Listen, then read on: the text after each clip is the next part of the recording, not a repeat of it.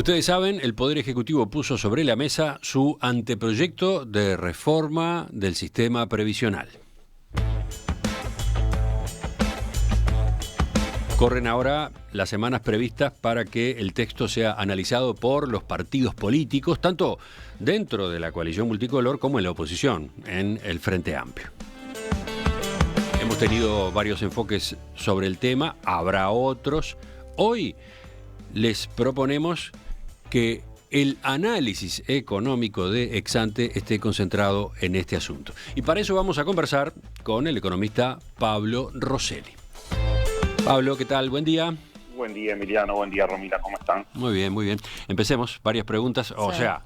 Varias preguntas hemos elegido para hoy. Habrá otras para otros es encares. una primera instancia, ¿no?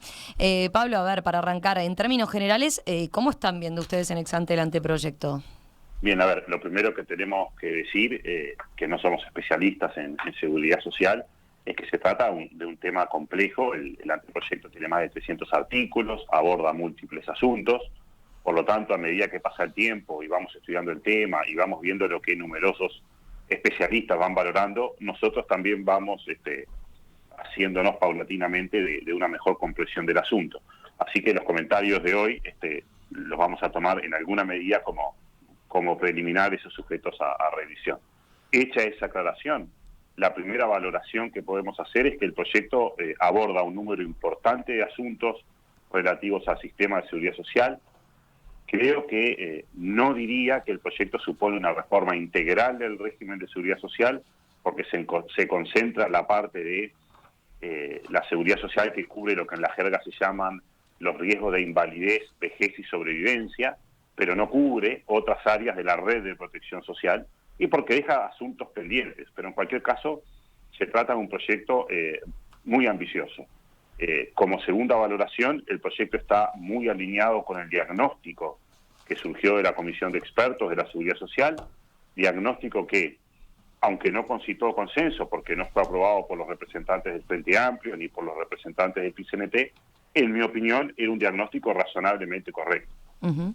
Pablo, recordemos cuáles eran o cuáles son las claves de ese diagnóstico que se recogen en el anteproyecto y que a tu juicio, como decías, eran correctas. Y orientan este proyecto. A ver, al momento de evaluar un sistema de seguridad social, uno debe mirar 4 grandes aspectos: la cobertura del régimen, la suficiencia de las prestaciones, la sustentabilidad financiera y la equidad.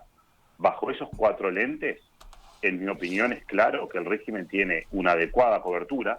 Más del 95% de la población mayor de 65 años está cubierta por el régimen.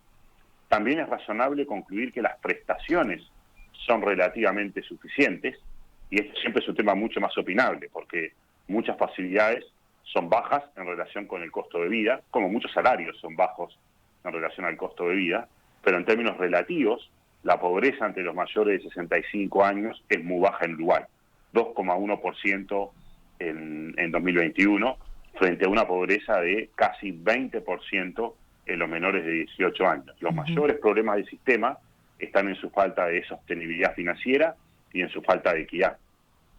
Sí, sobre eso se ha insistido mucho, ¿no? Desde diversos ámbitos. ¿Cuáles son para vos las principales debilidades? Y bueno, a ver, del lado del financiero, el gasto público en pasividades asciende a aproximadamente 10% del PBI. Es un nivel elevado en la comparación internacional, tanto si contemplamos el PIB per cápita de Uruguay como si contemplamos el grado de envejecimiento de la población. A su vez, la mitad de ese gasto se cubre con impuestos, es decir, la mitad de lo que se paga en pasividades no resulta de los aportes patronales y personales que se realizan en la etapa activa, y ese gasto aumentaría fuertemente en las próximas décadas si no hiciéramos ninguna reforma. Esa falta de sustentabilidad financiera encierra ya un primer nivel de equidad. ¿A qué me refiero con esto? Las prestaciones que el régimen paga a los pasivos actuales y a los próximos pasivos no podrán sostenerse para las generaciones más jóvenes. Es decir, que sin reforma, a los jóvenes les estamos haciendo pagar un régimen de seguridad social mucho más generoso del que ellos podrán disfrutar en su etapa pasiva. Y un segundo nivel de inequidad tiene que ver con la diversidad de regímenes.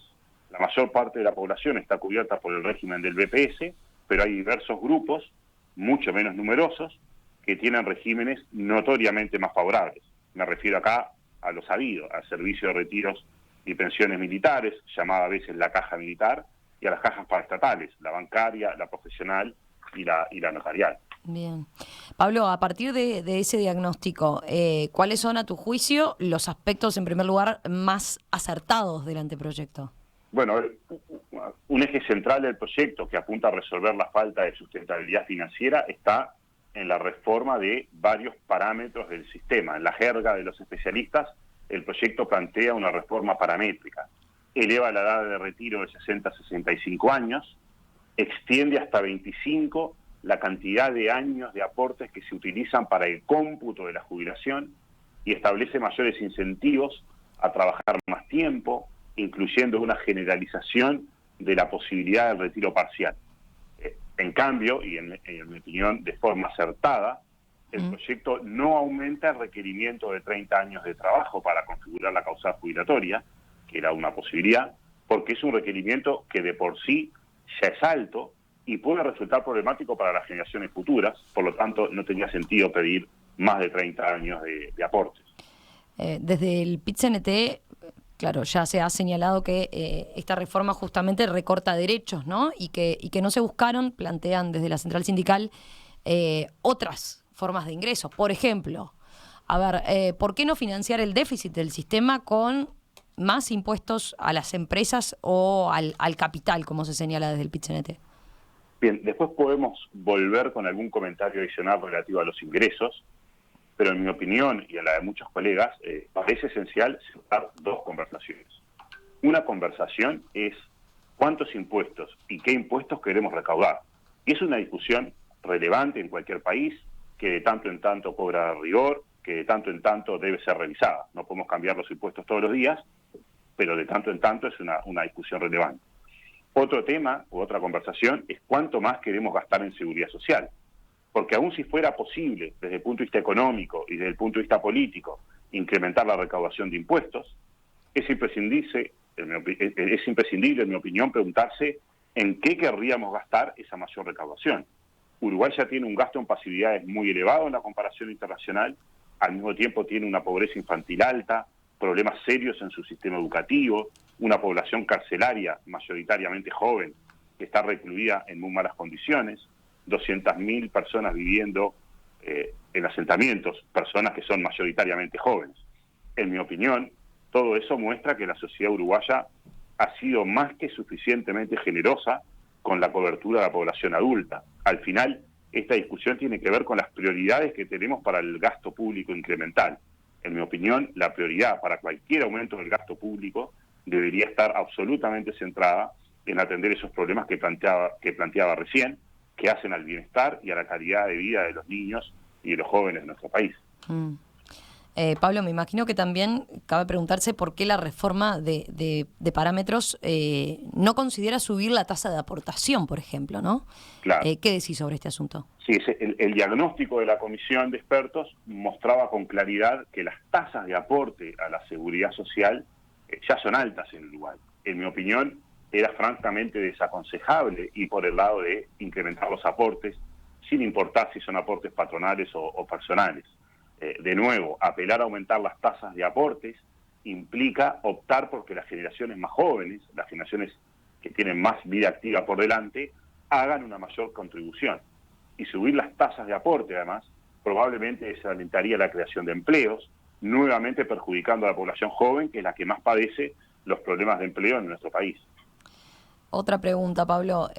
A ver, por ejemplo, Rodolfo Saldain, el redactor del anteproyecto, ha destacado que la reforma de parámetros es bastante gradual, como está planteada. ¿Cómo evaluás eso? ¿Cómo evaluás ese punto? Sí, a ver, eso tiene algunos méritos evidentes y tiene algunas cosas eventualmente para revisar o criticables. Pero primero dejemos claro que acá tenemos como tres gradualidades. Por un lado está el aumento de la edad de retiro, que se va a aplicar para los nacidos desde 1967 en adelante. La edad de retiro va a subir a razón de un año por cada año que pase. es decir, que los nacidos a partir del 71 se jubilarán a los 65 años. Ese cambio es gradual, pero es relativamente rápido. Lógicamente, si ese cambio fuese más gradual, los impactos financieros demorarían más en lograrse. Hay otra gradualidad mucho mayor, que tiene que ver con el cambio en la fórmula de cómputo de la jubilación en el régimen general para empezar a computar 25 años de aportes. Ese cambio se va a aplicar a las personas que se jubilen a partir de 2027, para las personas que se jubilan ese año, el 80% de su jubilación se calculará por el régimen actual y solo un 20% por el nuevo régimen, y la ponderación del nuevo cálculo va a aumentar a razón de 5% por año. Eso quiere decir que recién los que se jubilen en el 2043 tendrán toda su jubilación calculada con la nueva fórmula. Eso es muy gradual. Esa misma gradualidad se aplica a otro de los cambios importantes del proyecto. Me refiero a la convergencia de regímenes. Los regímenes de los distintos institutos irán convergiendo al régimen general. Eso viene a corregir en cierta medida las inequidades que mencionaba al principio, aunque, por ejemplo, los militares todavía podrán retirarse a menores edades, aun cuando termine ese proceso de convergencia de 20 años. Esa gradualidad de 20 años mitiga mucho el impacto de la reforma en las generaciones más próximas a jubilarse, procura no afectar tanto los llamados usualmente derechos adquiridos, pero en mi opinión cabe preguntarse si la reforma no debería avanzar más rápido, justamente para corregir las inequidades que están detrás de esta divergencia de regímenes. Bien. Pablo, vayamos a otro punto. A ver, ¿cómo estás viendo los cambios en el pilar de capitalización individual que se plantea? Ahí, a ver, en mi opinión, la reforma tiene algunos aciertos. En primer lugar, generaliza el régimen de capitalización individual para todos los nuevos trabajadores.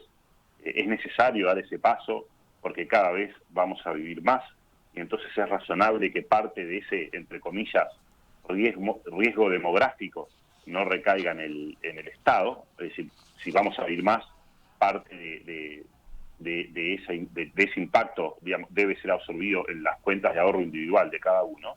En segundo lugar, plantea algunos mecanismos tendientes a reducir las comisiones que cobran las AFAPs, que históricamente han sido altas, aunque en este punto habrá que ver bien cómo terminan funcionando esos mecanismos, pero hay un intento de hacer que el régimen funcione más eficientemente.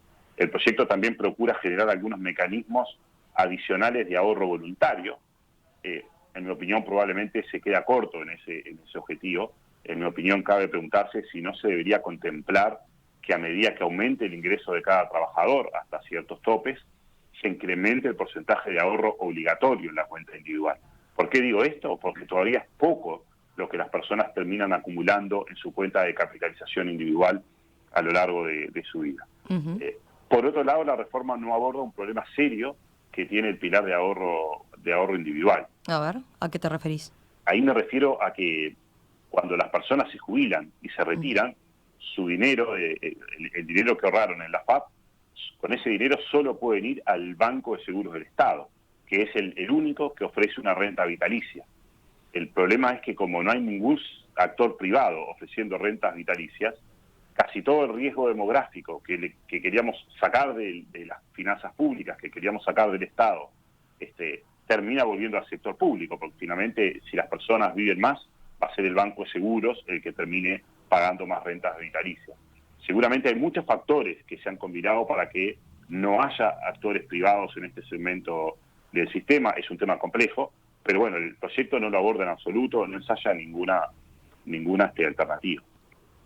Bien, ya tenemos que ir terminando, pero a ver, para cerrar, capaz que te pido, ¿cuáles serían tus comentarios finales a modo de síntesis, digamos? A ver, en mi opinión es un buen proyecto, es bastante ambicioso o muy ambicioso, como decía al inicio, aborda los dos problemas centrales, falta de sustentabilidad y falta de equidad, introduce mejoras relevantes para garantizar niveles mínimos de protección con el suplemento solidario, intenta mejorar la gobernanza del sistema, digamos, a través de una agencia. La gobernanza del sistema ha fallado notoriamente en los últimos años. Como decía antes, cabe preguntarse si no debemos buscar una convergencia más rápida entre regímenes. La caja profesional, por ejemplo, va a tener una ley específica para atender una situación financiera crítica. Y es muy probable que al final la convergencia en ese caso sea más rápida. Entonces, ¿por qué no debería ser más rápida también en los otros regímenes? Y volviendo al tema de los ingresos, el proyecto acierta, en mi opinión, en no apelar a mayores tasas de aportación. Pero en la actualidad tenemos también excepciones que configuran inequidades. Hay algunos sectores con exoneraciones de aportes patronales. El sector agropecuario paga aporte patronal, pero lo hace en base a las hectáreas ocupadas, y eso implica una reducción de la aportación. El proyecto, a mi juicio, debería corregir esas inequidades. En suma, es un buen proyecto, es perfectible también. Lógicamente, en la búsqueda de mejoras o cambios, la clave está en la generación de acuerdos en el sistema político. Tremendo tema dejaste ahí, arriba de la mesa. La generación de acuerdos políticos. Y te haría una última pregunta para cerrar. ¿Qué tan urgente es la reforma? O, planteado de otra manera, a ver, ¿qué tan grave es que, por ejemplo, quede para el próximo periodo de gobierno? A ver, está claro que la reforma del sistema no es urgente desde un punto de vista financiero, digamos. Podría quedar para el próximo periodo de gobierno, pero cuanto antes la encaremos, más opciones vamos a tener, más gradualidades vamos a poder manejar. Cuanto antes la encaremos, a su vez, antes estaremos actuando sobre las grandes inequidades que tiene el sistema, que son inequidades en perjuicio de los jóvenes, de los jóvenes de nuestro país. Ojalá que el sistema político esté a la altura y no posponga esta discusión. Pablo, gracias por estos primeros apuntes, estas primeras consideraciones sobre el anteproyecto de reforma de la Seguridad Social. Seguramente volveremos sobre este tema en los próximos meses porque va a estar planteado arriba de la mesa. Gracias, Pablo. Un abrazo. Bueno, que pasen muy bien. Chau, chau.